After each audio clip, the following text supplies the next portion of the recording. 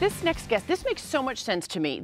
Our next guest is on a mission to combine fitness with spirituality. Please welcome celebrity trainer and author Alec Penix. How are you? Good. Thank you for having me. Really glad to have you. You know, actually, Jessica asked a really good question. Do you want to ask that question? How to motivate the unmotivatable, if that's How do you do that? Well, I always ask people, what is your why? You know, when you are clear with what your motivation is, your why will give you enough motivation and inspiration to just get you started and embarked on the journey and to follow through. That's the key. You weren't always very religious, and then you had kind of a moment where you became religious, and then tell me about the process that led into taking that religion and moving it and combining it with fitness. Yeah, well, for most of my life, exercise was a tool to shape my body. Right. And that was to create this identity, to overcompensate for all those years where I was bullied in school.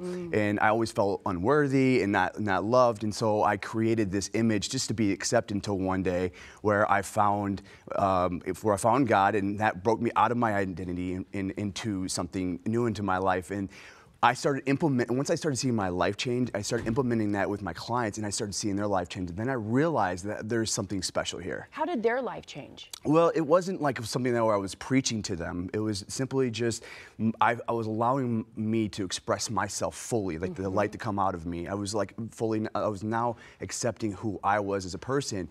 And so my relationship with my clients became much deeper.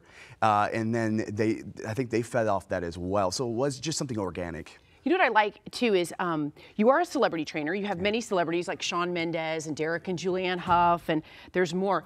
But you said actually before you kind of had this enlightenment, you trained a lot of celebrities, and you still do, but you also found yourself also more with the everyman afterwards because you just enjoyed the process so much. Is that true? Yeah. I mean, I love my job, and I love training everyone. So I don't want to say I like training them more than the other, but it's just I really appreciate an average Joe coming in and wanting to transform their life. And then once you see that happen and see their life become better, and be a part of that journey with them, there's no better feeling. Would you rather talk about the 6 pillars of purpose or the 7 Sundays? What would you rather talk about?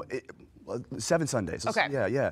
So it's really just a 43-day journey where I ask the reader to do something different every day. It's not just about exercise, diet, and nutrition. They'll be doing things that will feed their spirit, going out into the community and giving back. Also doing spiritual exercise that lead to a deeper introspection of who you are, to bring some of that awareness to the surface and to heal some of those wounds that may have been holding you back. Interesting. So it's not just the mind-body connection, it's the mind-body spiritual connection. Absolutely, yeah. Interesting. What a great concept. Yes. It's nice that you pulled that all together. Thank you. Thank you for coming in. I'm excited to read the book.